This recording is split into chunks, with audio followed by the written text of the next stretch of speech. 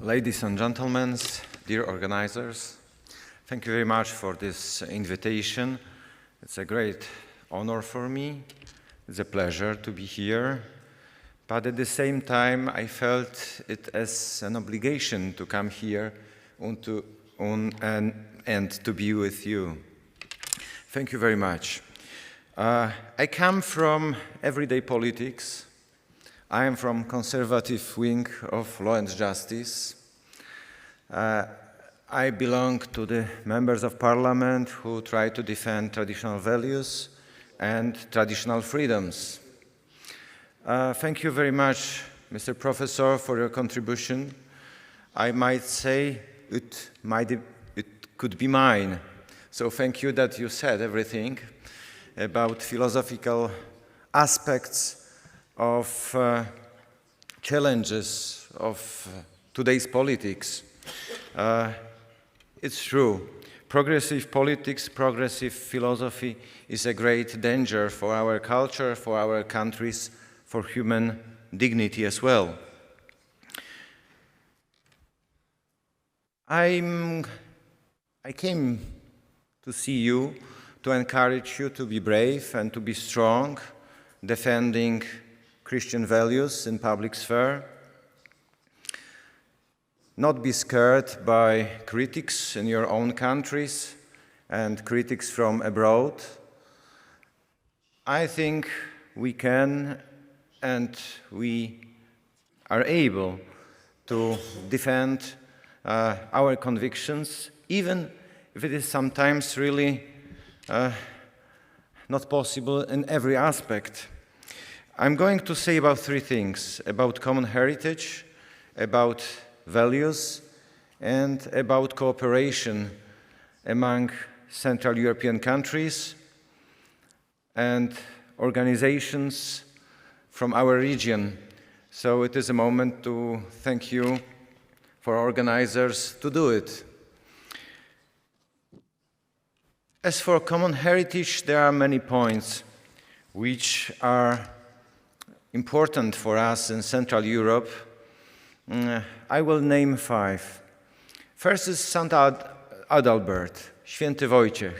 I come from Poznań, which is in Great Poland. It's part of Poland, near to Gniezno. I raised up in these two places, in Poznań and Gniezno. My parish was for a long time Cathedral Parish in Gniezno, where relics of Święty Wojciech you can see. And there are many dimensions of this person, of your patron. But for me, the most important is missionary dimension.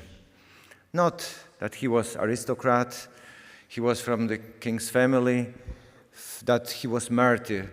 He was missionary person. He understood that his obligation is to spread good novel in many places, in Hungary at the beginning, then in Poland. Martyrdom was only consequence of this conviction. And I think it is good patron, not only because it is a good link between Czech, Slovaks, Hungarians and Polish, but because his missionary spirit. So, spirit for us in these hard days of today, not easy days of today. The second point in common is king's tradition. Tradition of our kingdoms and our kings. Polish kings were kings in Czechia and in Hungary, and Hungarian and Czech kings were rulers in Poland. So we have a lot of in common. The third thing is resistance against Ottoman Empire, resistance which lasted for a couple of centuries, with Battle of Vienna, 1683, but in fact with hundreds of battles where we were fighting together from 15th century until end of 17th century. Fourth common thing is are the last decades of Austro-Hungarian monarchy, Franz Joseph times, which are in different way remembered in our countries, but in many places with some kind of nostalgia. And the last thing is our struggle against communism, which was different in Czechia, in Hungarian, in Serbia, in Croatia, in Slovenian, in Romanian, in Baltic countries, in Poland. Very different, but it is our common experience. So, summarizing, we have a lot in common, really a lot. It's a great common heritage which unites us and which makes we feel here in Prague as among members of, as in one family. Thank you very much for this, and it is good foundation for everything which we can do in Europe, which we can do in the future. The second part of my short statement is about values.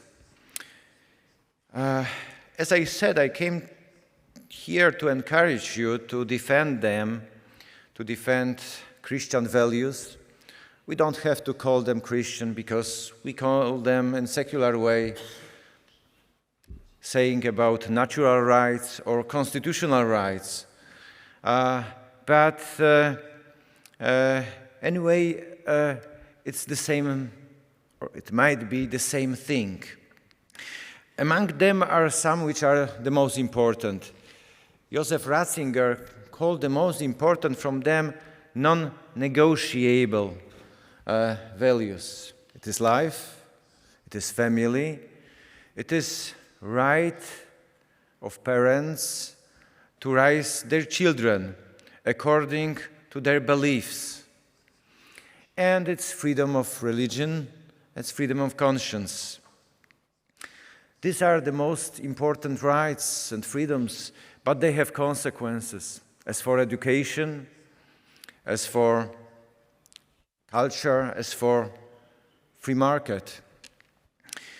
And that is the most important thing and my personal motivation to be in the politics. Because it is foundation of our societies, and it is real time to defend them.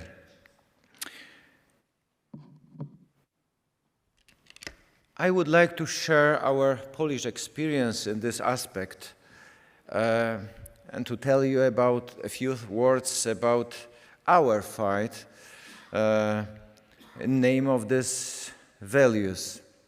From your perspective, it might look like it's much easier because of John Paul II, because of Polish Catholicism, but we have the same problems as you.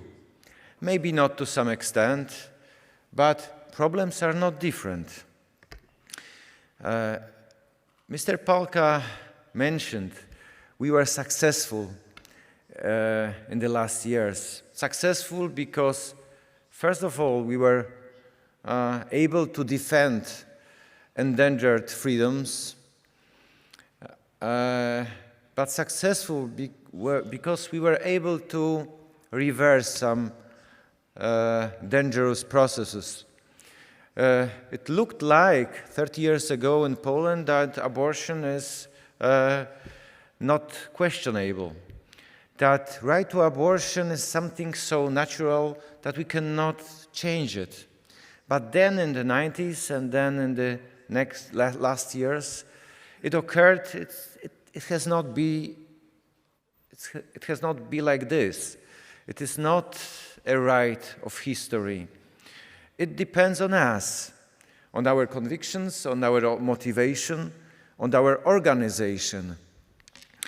And a few years ago, 2015, in Polish Parliament, in theory, we had 300 deputies which were for enlarging protection on unborn life in Poland. But in spite of it, It was impossible to change the law. So we had clear majority, but in spite of it, because of public opinion, because of mass media, because of political place, it was very difficult, quite difficult. So we chose another way, and we questioned eugenic abortion before Constitutional Court. We were not the first. It was 25 years ago when for the first time Polish Constitutional Court recognized the right to life of everybody from conception to the end, and said that children before birth have the same, more or less the same protection as born children and everybody. And we followed this path. And after 3-year struggle, we managed to convince Constitutional Court that it concerns unborn children as well, even if they are ill or disabled. It was not obvious, but we managed to do it. This example shows that even in our times, in spite of dominant cultural currents, in spite of jurisdictions of European courts, it's possible to do things which would seem not to do. But we have to try. If we are not motivated, if we don't have this belief, we are not able to do nothing. Maybe we are able to defend sometimes, but I think we should not only defend, we should be active. There are 2 conditions to be successful in these areas. First of all, we have to work on 3 levels: political elites, society, and lawyers. Political elites, and you do it, so thank you again for this meeting,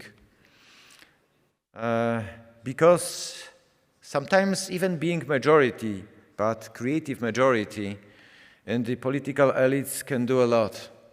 Society, because we live in democracies, and it's maybe the most difficult part of the job, but it's essential to convince people, to give arguments.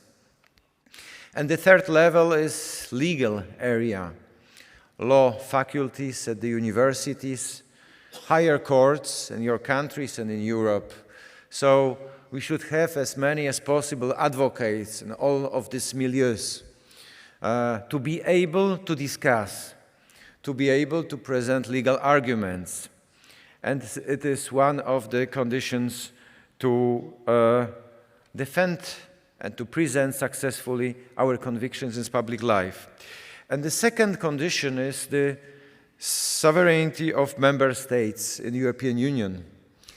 It is important itself, but it is important as for defending our convictions.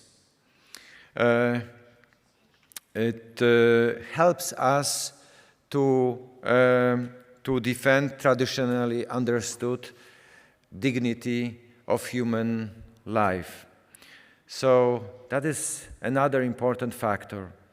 At the end of my statement, I would like to say a few words about cooperation in Central Europe. It is maybe easier part, because it seems to be very natural, because of common heritage, but because of many political events from the last 30 years. Visegrad Group lasts with its ups and downs since 1991. We had different governments, conservative sometimes communist, liberal and socialist governments.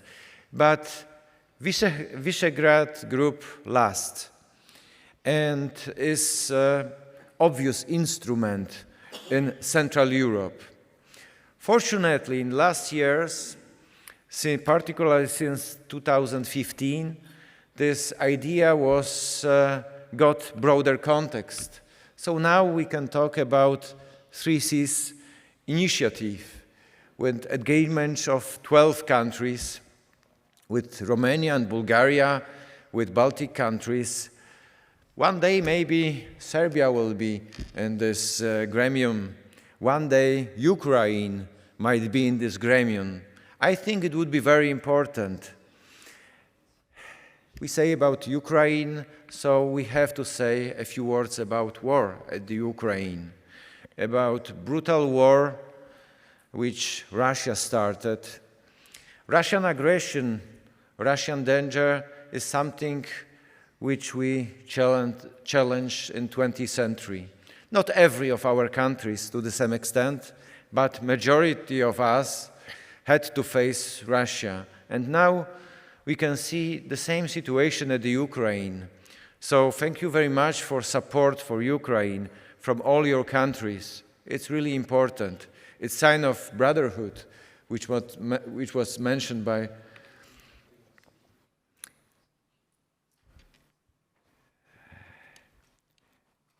So the cooperation in Central Europe is vital. Vital among the countries, among the societies. For us, it's particularly important cooperation of churches, cooperation of conservative organizations, cooperation among us, because there are so much which we have in common. Even if realistically, sometimes it will be cooperation ad hoc, I believe that we are able and we should try to build broader and deeper cooperation. And if not we conservatives, who can do it? Thank you very much.